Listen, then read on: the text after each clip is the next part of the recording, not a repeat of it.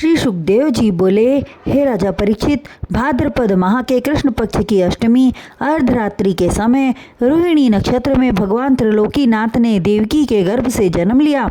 उस समय सभी ग्रह नक्षत्रों की गति अनुकूल थी। दिशाएं स्वच्छ एवं प्रसन्न हो गई। नदी नाले जल से परिपूर्ण हो गए। यज्ञों की अग्नि मंगलमय हो गई। वनों में मोर बोलने लगे। भगवान श्री कृष्ण का चतुर्भुज स्वरूप अत्यंत सुंदर था। उनके सुंदर हाथों में गदा, शंख, चक्र एवं पद्म धारण किए हुए थे। उस समय देवताओं ने दुदुम्भी बजाकर पुष्प वर्षा की।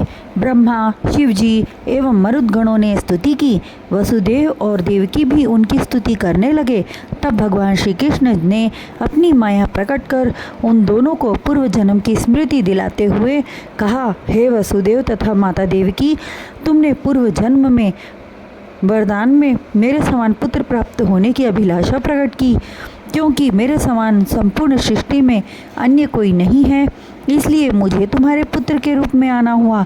और नंद जी तथा माता यशोदा ने मेरी बाल लीलाएं देखने के निमित्त तपस्या की थी। अतः अब मैं अपने बाल स्वरूप में आ जाता हूँ। तुम मुझे यशोदा के पास सुला आओ और यशोदा माता के गर्भ से उत्पन्न हुई कन्या को अपने साथ ले आओ। यह कहकर भगवान श्री कृष्ण जी ने बाल स्वरूप धारण कर लिया। उसी समय उनके हाथों की हथकड़ी एवं पैरों की बेड़ियां स्वतः खुल गई। जितने पहरेदार थे हरि कृपा से अचेत हो गए। बंदी गृह के सातों द्वार खुल गए। वसुदेव ने भगवान त्रिलोकीनाथ को एक सूप में रखकर अपने मस्तक पर रख लिया।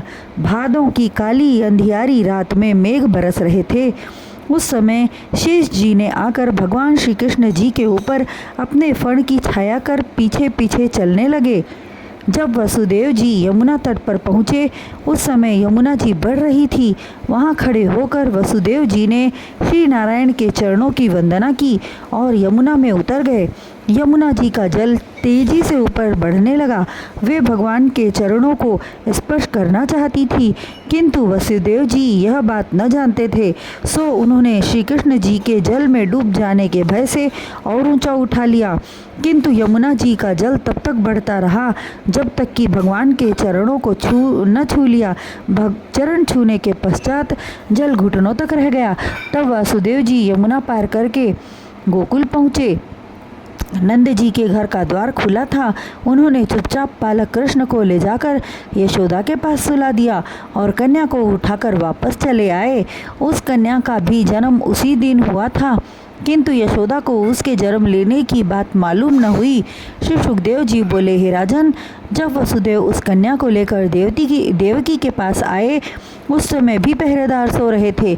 वसुदेव ने उस कन्या को देवकी की गोद में दे दिया। तत्पश्चात उनकी बेड़ियां स्वतः ही लग गई। कारागार के सभी द्वार बंद हो गए। उसी समय कन्या रुदन करने लगी।